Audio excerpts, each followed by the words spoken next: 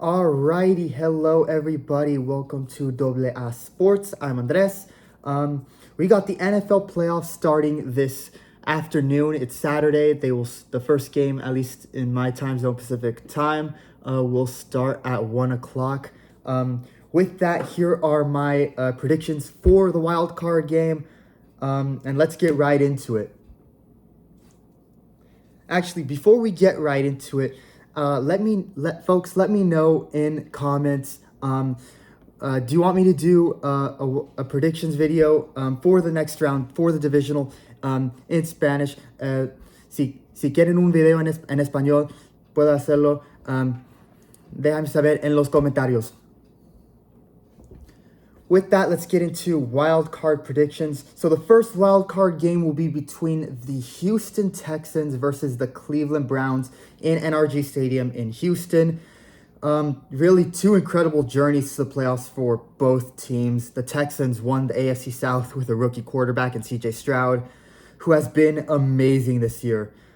They're also led by a rookie head coach, D'Amico Ryans. He was last year the 49ers defensive coordinator. He took the job as head coach for the Texans this year.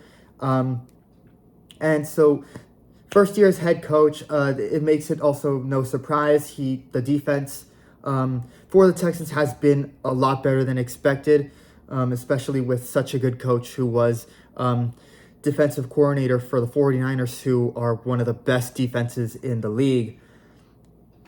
And I do think the defense will do pretty well in this game. So a phenomenal job by CJ Stroud and D'Amico Ryans leading this team to the playoffs and getting a home playoff game. Meanwhile, the Cleveland Browns, they're really that one wild card team that nobody would like to play against. They went from being a team of two extremes with a Super Bowl caliber defense led by Myles Garrett, but on the other side of the ball, an offense with the caliber of when they went 0-16.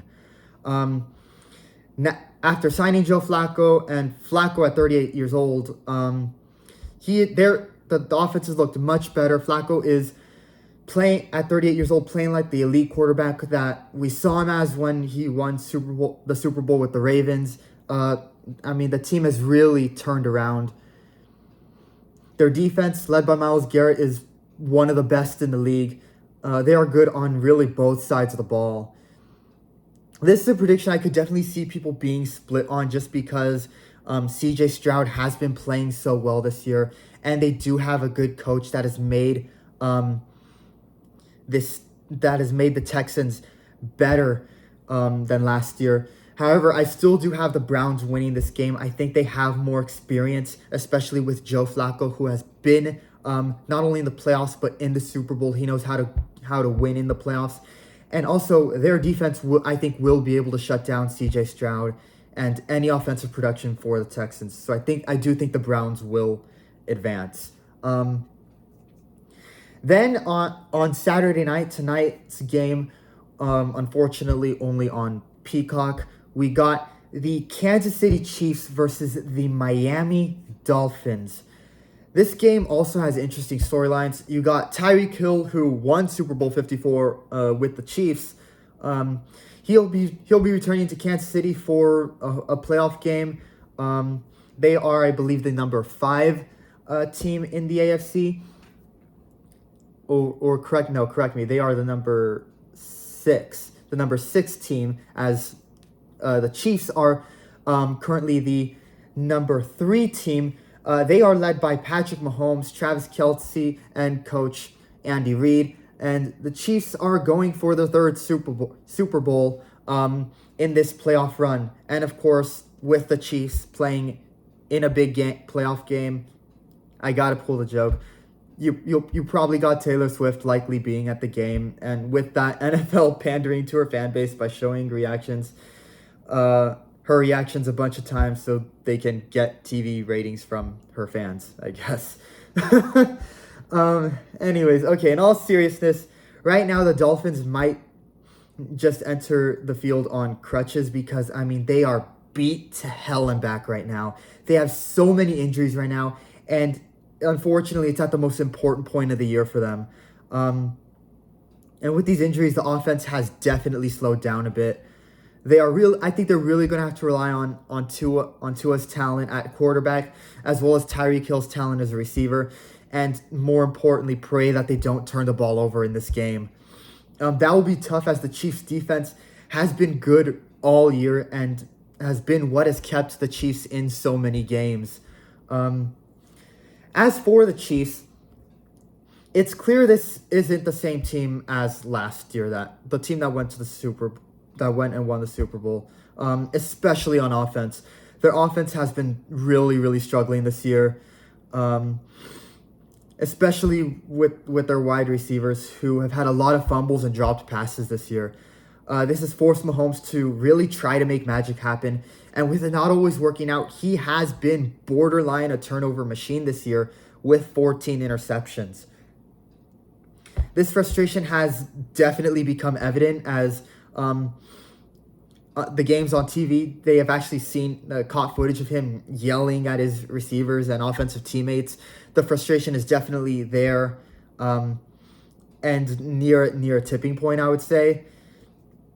The receivers for the Chiefs and their lack of good hands and catching is definitely a concern for this game on Saturday night. And it is expected to be in ice cold weather. With it expected to be 3 degrees Fahrenheit, negative 16 Celsius at the start of the game. This will make it harder for them to warm up and really catch the ball. With that, I think the run game for both teams will play a lot more of a role, because it will be easier to hold on to the ball and not fumble the football. And I think this game, due to the weather, will be a low-scoring one. While I think the Chiefs' offense will struggle, I feel the Dolphins will be a lot more out of their element in this cold weather, and the Chiefs will do just enough to win in a low-scoring and extremely low-temperature game. However, let's be real, we all know the real losers are the fans. With these streaming services only games, NFL, please have them on regular TV channels so that everybody can watch. NFL fans would appreciate that a lot. Then we got our first game on Sunday with the AFC number 7 team, the Pittsburgh Steelers, versus the number 2 team, the Buffalo Bills. Somehow, some way, Mike Tomlin and Mason Rudolph have gotten the Steelers into the playoffs. Mason Rudolph has essentially saved their season, because after Pickett's injury, the Steelers really did struggle in the quarterback position and actually benched his initial backup. So Mason Rudolph, as mid-tier as he may be, and as mid-tier as people criticize him of being, he really has been the best player they have in the quarterback position, because after benching Trubisky, there isn't anybody else to play the quarterback position for the Steelers. But nevertheless, with Rudolph in shotgun, they have looked a lot better and a lot more confident. And if they can beat the Bills, I do think they could be a dangerous team. However, the Bills have been amazing since then offensive coordinator Ken Dorsey was fired. They have won all of their last 5 games entering the playoffs. And while they have had sloppy moments and mistakes, this is a team with playoff experience. They do have an elite quarterback in Josh Allen, and they have a roster with potential to be elite. I have the Bills winning at home and moving on to the Divisional Round. And we'll see how they do in their games. Moving on to the NFC side of the bracket, we first got the Green Bay Packers versus the self-proclaimed America's team, the Dallas Cowboys. The Packers, their quarterback Jordan Love has been playing really, really good football over the last month and is currently 2nd in touchdowns this season. This is a very young team. In fact, they're the youngest in the league. And they look very promising in the long run as they continue to gain more experience. Essentially, they are kind of playing with house money, having such a very young team, because essentially if they win this game, great. The amazing story for a young team continues. If not, oh well, I guess some fans would kind of expect it. With that, they're able to really play all out and take more risks because essentially this is just experience gained for them. It can only help them in the long run. They do look to pull off an upset, and I think it's possible as the only team more dangerous than a team, loaded with talent that's just a golden generation roster is really a team with nothing to lose, and that's kind of what the Packers are. The Cowboys won the NFC East division, and they're currently the number 2 team, and thank God they have for that. At least for them, thank God they have. They are the number 2 spot because for them, they have been undefeated at home. They have a good roster on both sides of the ball with Dak Prescott playing well, CeeDee Lamb, the star receiver, and the defense led by Micah Parsons has been good. However, and this is where I say thank God it's a home game for them, we have seen time and time again that this Dallas Cowboys team is known for being inflated. That Jerry Jones, the owner, does market a very inflated team. Because it's worth noting, this season, 8 of their wins this season were against teams with losing records and were nowhere close to making the playoffs. And against winning teams, the Cowboys have struggled. And yeah, this is a home game. That is very critical for the Cowboys because they have been essentially allergic to road games. They have been terrible on the road this year. The Bills, as well as the 49ers, showed that you can run the ball against this team. Stopping the run is one of the biggest weaknesses for the Cowboys' defense. And they did not look convincing versus the Lions, where they won essentially only because the referees screwed up and made a major mistake that costed the Lions the win in Dallas for the Lions. And they're 12-5. I know there's a lot of Cowboys fans saying, we're division winners, number 2 team, 12-5. We're going to the Super Bowl. We're winning it all. This is our year. Yeah, no, you're not. Just stop. No, you're not. Every big test this year, they have either struggled or completely failed. They got destroyed 42-10 versus the 49ers. Got literally cooked against the Bills. They were abysmal versus the Dolphins. Saved by a dumb referee error, or maybe referees who secretly wanted to save the Cowboys, I guess, against the Lions. Whatever happened there on that ineligible man downfield, just blunder of a call. In the big moments for the last 15 plus years, the Cowboys have not been very convincing and have looked inflated. That is a trend that's very, very hard to ignore for the Cowboys, and one that's always talked about when they are in the playoffs. My take on this, Cowboys get past the Wildcard round convincingly for once against a winning team, which the Packers are a winning team. Then, if you can do that, then we'll talk about the Cowboys and whether they are contenders. But I don't see that happening given they have struggled in big spotlights. I think the trend of anything and everything that can go wrong going wrong for the Cowboys will continue. And I think they go one and done. And rightfully so. I mean, they've been an inflated team, 8 wins against teams with losing records. The fan base being slightly arrogant in that regard, not acknowledging that fact. And unfortunately, the sad reality is the self-proclaimed America's team has never let us down in letting us down in the playoffs. Next, we got what might just be the game of the week, maybe even the game of the year. We have the Detroit Lions versus the Los Angeles Rams. Matthew Stafford coming back to Ford Field to face his old team, the team that many once said was cursed and where they felt Stafford was trapped, that he never really got justice and true recognition for his talent until he was traded to LA and won Super Bowl 56 and finally got the recognition he deserved as the elite quarterback he always was.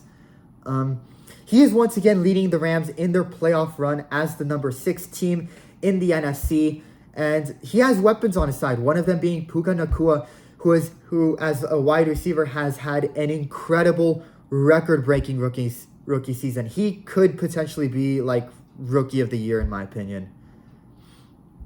The defense has been pretty good as well, led by Aaron Donald on the defensive line.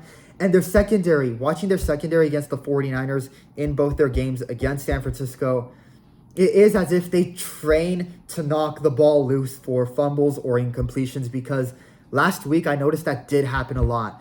This defense can force turnovers, and the Rams seem to know, maybe even train in how to knock the ball loose, especially their players in the secondary. Meanwhile, the Lions, this is their first home playoff game in Ford Field, and their first home playoff game in over 25 years. The fans will definitely turn out for this one. The atmosphere, I think, will be absolutely incredible in Ford Field.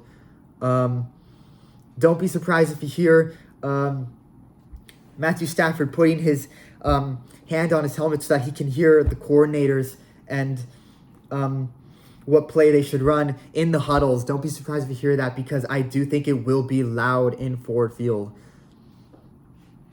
I do think this game will be an absolute shootout between the two teams.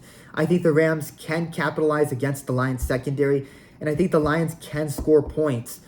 Unfortunately for the Lions, Sam Laporta is hurt and is questionable for this game, which would be a big loss for the Lions should he not be able to play in this game. I think the Rams will edge out the Lions in this game, which is really sad to say because the Lions are such a good story this year, finally breaking the curse and being a really, really good team. But I do think the Rams will be able to move the ball forward against the Lions defense, especially against their secondary. I have the Rams winning. Unfortunately for the Lions, their season, I do think, will come to an end here. But I'm pretty sure that Lions fans are just happy they finally broke the curse and are in a playoff game. Lastly, you got the Philadelphia Eagles versus the Tampa Bay Buccaneers on Monday night. The Eagles right now, oh lordy, they are in free fall right now. They have lost 5 of their last 6 games, and it really started after the blowout loss to the 49ers in Philadelphia at home. It does kind of feel like the 49ers really were the team to expose them as these potential frauds that the 49ers claimed they were after losing to the NFC Championship, where obviously the 49ers were without a quarterback.